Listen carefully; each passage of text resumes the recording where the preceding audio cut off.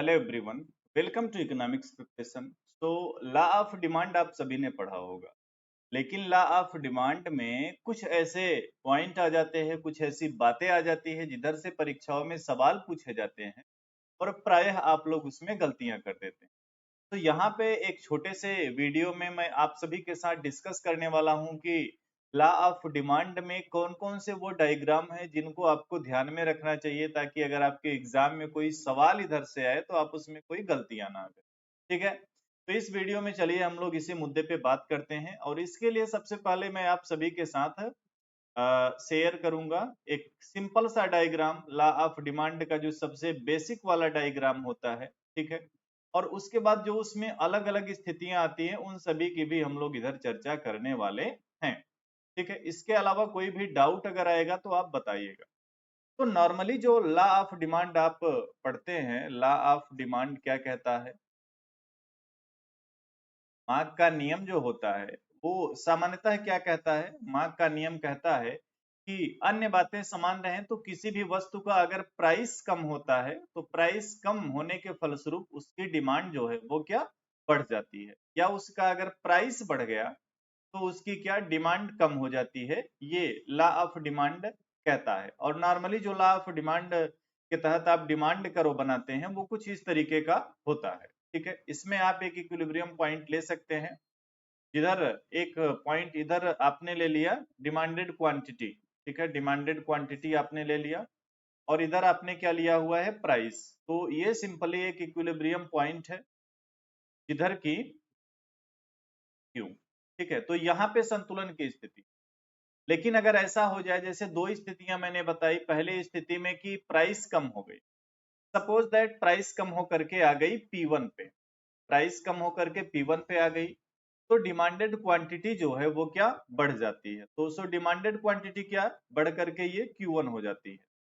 दूसरी स्थिति की अगर प्राइस बढ़ करके, यानी अगर प्राइस बढ़ करके हमने बोला P2 हो जाए, यहाँ पे बना दिया P2, तो प्राइस अगर बढ़ करके P2 हो जाती है तो जो डिमांडेड क्वांटिटी है, डिमांडेड क्वांटिटी क्या हो जाएगी? डिमांडेड क्वांटिटी इधर कम होकर के Q2 हो जाती है। ये नॉर्मली लॉ ऑफ डिमांड जो है होता है, जिसके बारे में आप सभी ने पढ़े ही होंगे। ठीक है, अच्छा, इसमें कुछ और बातें आती हैं, जैसे कि स्थानापन्न वस्तुओं के बारे में आपने पढ़ा होगा, सब्स्टिट्यूट गुड्स जो होती हैं। इसके अलावा जो पूरक वस्तुएं होती हैं उसके बारे में भी पढ़ा होगा। इसके अलावा आपने पढ़ा होगा कि मांग में विस्तार या संकुचन क्या होता है, या मांग में वृद्धि या कमी क्या होती है। तो ये सारे मुद्दे हम लोग यहाँ पे एक एक करके डिस्कस करने वाले हैं। तो नॉर्मली आपने लॉ ऑफ डिमांड भी देखा। उसके बाद दूसरी जो बात मैं आप सभी से करने वाला हूं, दूसरी बात मैं करने वाला हूं कि अगर मान लीजिए स्थानापन्न वस्तुएं हैं, सब्स्टिट्यूट गुड्स हैं, ठीक है ना, स्थानापन्न वस्तुएं। स्थानापन्न वस्तुओं में क्या देखने को मिलता है? स्थानापन्न वस्तुओं में किस तरीके की चीजें देखने को मिलेंगी इस डिमांड कर्व में? तो इसका जो डिमांड कर्व बनेगा, तो चलो बनाते हैं हम लोग।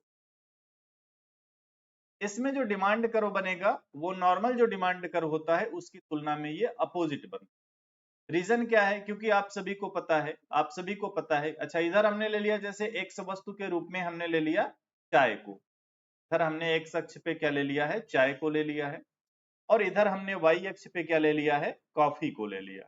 ठीक है, ये वाई अक्ष पे कॉफी को ले लिया। अब देखो, पहली कंडीशन या पहली स्थिति जो है वो नॉर्मल वाली स्थिति, चलो हमने बोला। अच्छा, ये डिमांड कर्व हो गया।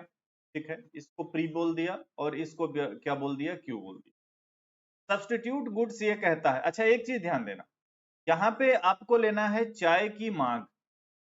क्या लेना है? चाय की मांग। ठीक है, और इधर लेना है कॉफी का मूल्य।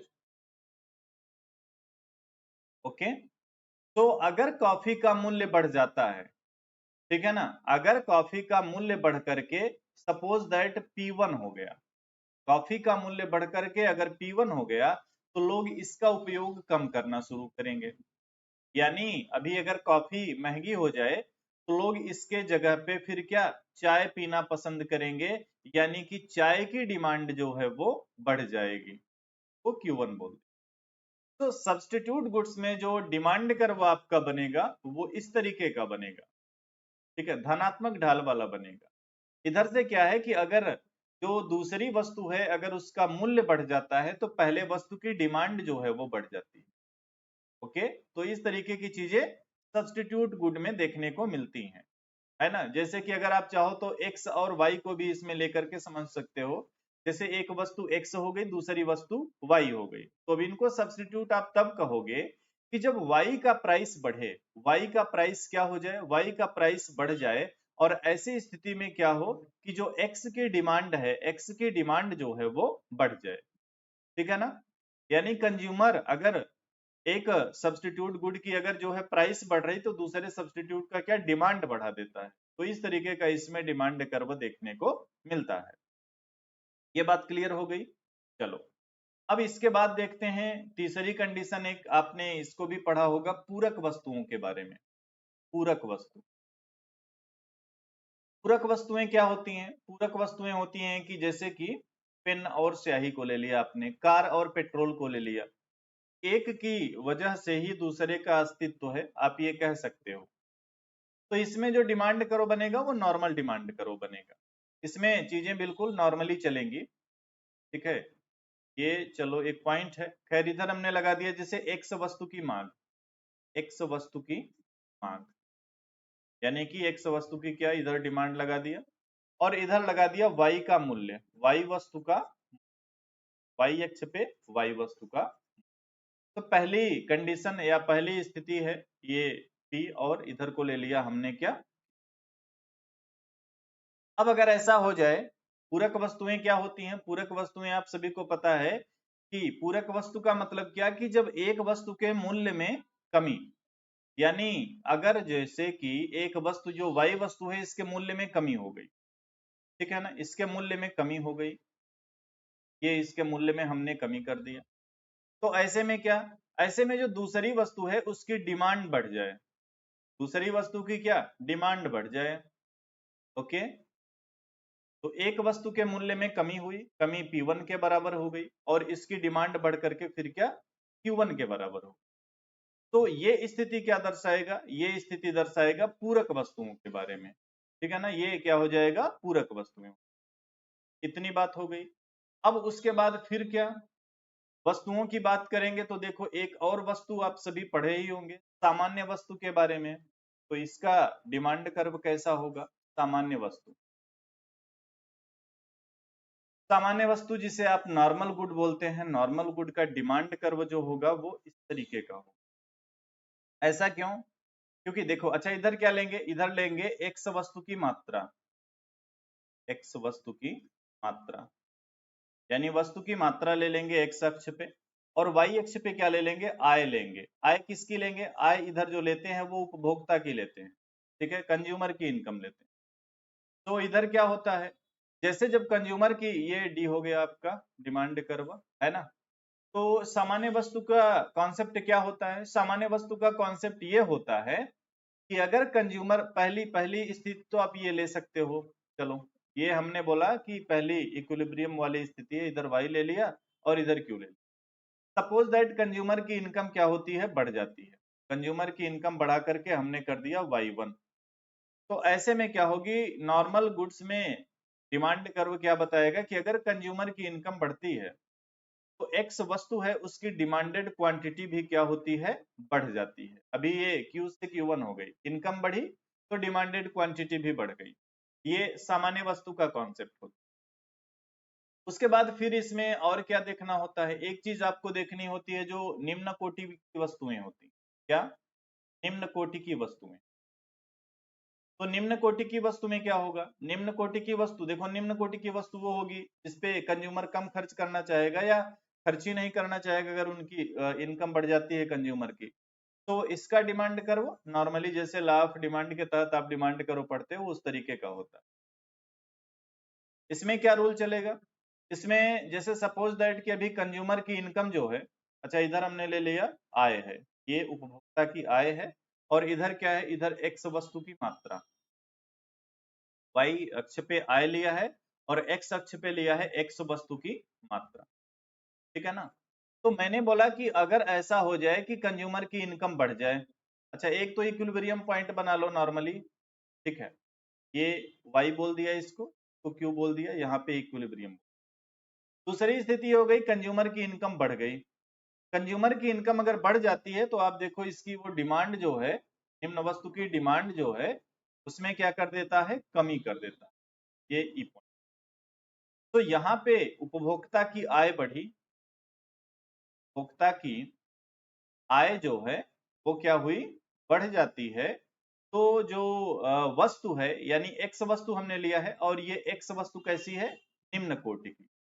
एक्स वस्तु की मांगी गई मात्रा में कमी होती है, ठीक है ना। एक्स वस्तु की मांगी गई मात्रा में क्या देखने को मिलती है, कमी देखने को। तो ये चीज हो गई किसमें, निम्न कोटि की वस्तु में, ठीक है ना।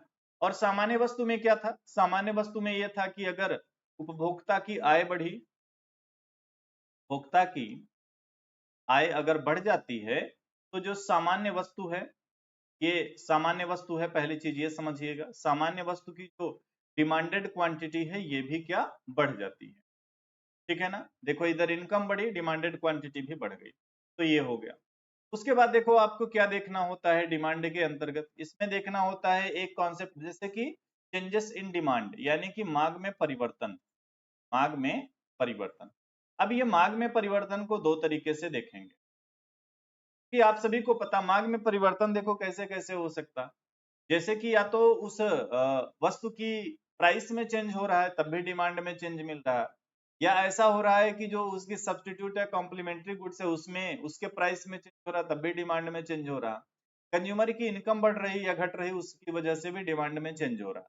तो इधर हम लोग पहला जो पॉइंट देखने वाले हैं मांग में परिवर्तन के तहत, वो देखने वाले हैं मांग में विस्तार तथा संकुचन।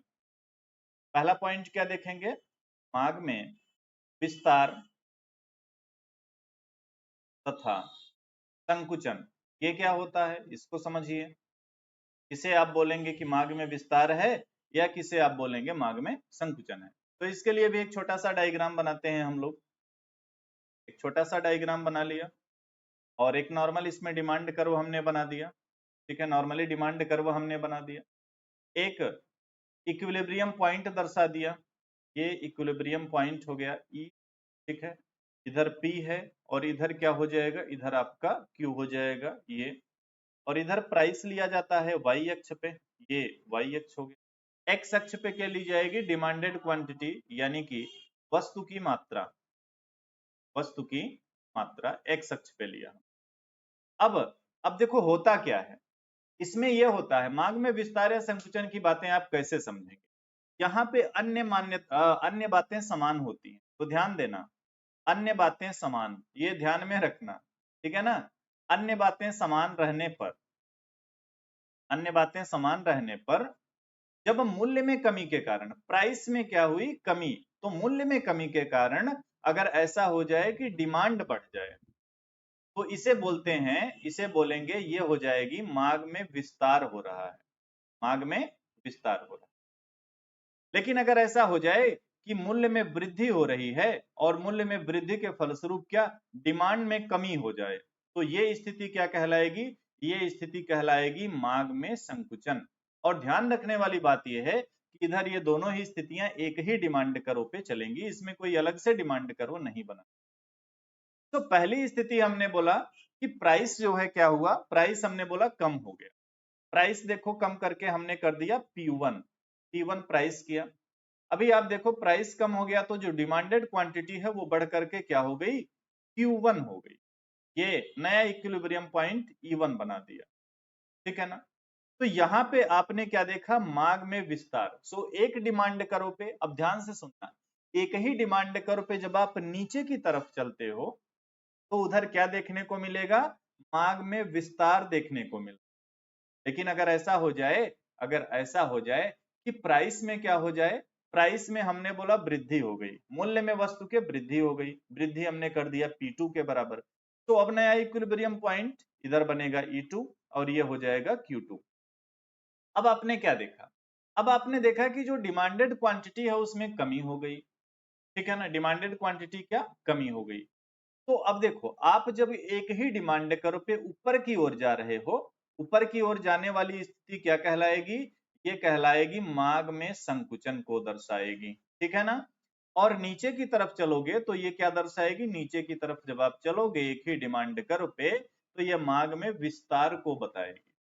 तो ध्यान रखने वाली बात इधर क्या है, ध्यान रखने वाली बात यह है कि मांग में विस्तार और संकुचन जो होगा वो एक ही डिमांड कर्व पे होगा। अच्छा, चीजें दिख नहीं रही थी क्या, कोई नहीं दिख रही होंगी, ठीक है ना। तो मैंने बोला कि मांग में जो विस्तार होगा या संकुचन होगा वो एक ही डिमांड कर्व पे होगा, इसके लिए कोई अलग से डिमांड कर्व नहीं बनेगा, ठीक है। जब आप नीचे की ओर चलेंगे इट मींस जब आप दाहिनी ओर चल रहे हैं तो ये क्या दर्शा रहा, मांग में विस्तार को। जब आप ऊपर की ओर चल रहे हैं यानी आप बाईं ओर चल रहे हैं तो बाईं ओर क्या दर्शा रहा है, मांग में संकुचन को। ये एक स्थिति। अगली चीज इसमें क्या देखनी है आपको, अगली चीज देखनी है आपको मांग वक्र का विवर्तन। इट मींस जो सेकंड चीज अभी आप इधर देखने वाले हो, इसको भी लिख देता हूं मैं। तो दूसरी चीज है मांग में कमी या मांग में कमी और मांग में वृद्धि। मांग में कमी व वृद्धि, इसे एक और नाम से जानते हैं, मांग में प्रकर्षण और विकर्षण। तो ये भी ध्यान रखना है आपको, खतरनाक वाली हिंदी, प्रकर्षण तथा विकर्षण, प्रकर्षण तथा विकर्षण। ओके, ठीक है। ये इंक्रीज हो जाएगा, increase in demand and decrease in demand. Okay, so ये आप समझ ही रहे हो। अब इसमें कहानी क्या होती है, इसमें कहानी थोड़ा सा अलग होती है, तो इसके लिए भी एक डिमांड कर्व बना देते हैं और कुछ जो आवश्यक बातें होंगी उसको लिखेंगे अभी हम। तो सबसे पहले हमने एक नॉर्मल सा डिमांड कर्व बना लिया। अभी एक चीज आपको इधर ध्यान में क्या रखनी, जैसे जब आपने मांग में वृद्धि और कमी को देखा था ना, सॉरी ये तो वृद्धि और कमी, जब आपने मांग में विस्तार या संकुचन को देखा था तो उधर आपने क्या देखा कि उधर अन्य बातें समान थी और जो चेंज हो रहा था वो हो रहा था वस्तु के मूल्य में। यहाँ पे ध्यान रखने वाली क्या बात, इस स्थिति में जो वस्तु का मूल्य है वो स्थिर रहता है। तो पहली चीज क्या, पहली चीज ये कि वस्तु का मूल्य इसमें क्या रहेगा, स्थिर रहेगा, इसमें कोई भी परिवर्तन नहीं। तो कहने का मतलब यह है कि जो मांग के अन्य निर्धारक तत्व हैं उनमें परिवर्तन हो रहा है, प्राइस यहाँ पे स्थिर है। तो सबसे ज्यादा इधर रोल पता है किसका होता है, सबसे ज्यादा इधर रोल होता है कंज्यूमर की इनकम का। बट इसको आप ऐसे लिख सकते हो कि मांग के जो अन्य निर्धारक होते हैं, डिमांड के जो अन्य निर्धारक होते हैं उनमें परिवर्तन हो। तो हमने लिखा अन्य निर्धारकों में परिवर्तन के कारण, अन्य निर्धारकों में परिवर्तन के कारण, ठीक है ना, अन्य निर्धारकों में परिवर्तन के कारण यहाँ पे क्या हो रहा है, डिमांड में चेंज हो रहा है, डिमांड में बढ़ोतरी हो रही है, घटोतरी, ठीक है ना, ये चीज। अब आगे समझिए इसमें हम, तो अभी तक आपने क्या देखा, आपने ये समझ लिया कि मांग में विस्तार कैसे समझेंगे और मांग में संकुचन को कैसे समझेंगे। में क्या होता था कि एक ही डिमांड कर्व पे आप ऊपर या नीचे की तरफ चल रहे थे, नीचे की तरफ चलने पे मांग में विस्तार होता था और ऊपर की तरफ चलने पे क्या होता था, मांग में संकुचन होता था। लेकिन जब बात करेंगे मांग में वृद्धि की या मांग में कमी की, इसमें क्या होगा, इसमें आपको अलग अलग डिमांड कर्व बनाने होंगे, ठीक है ना।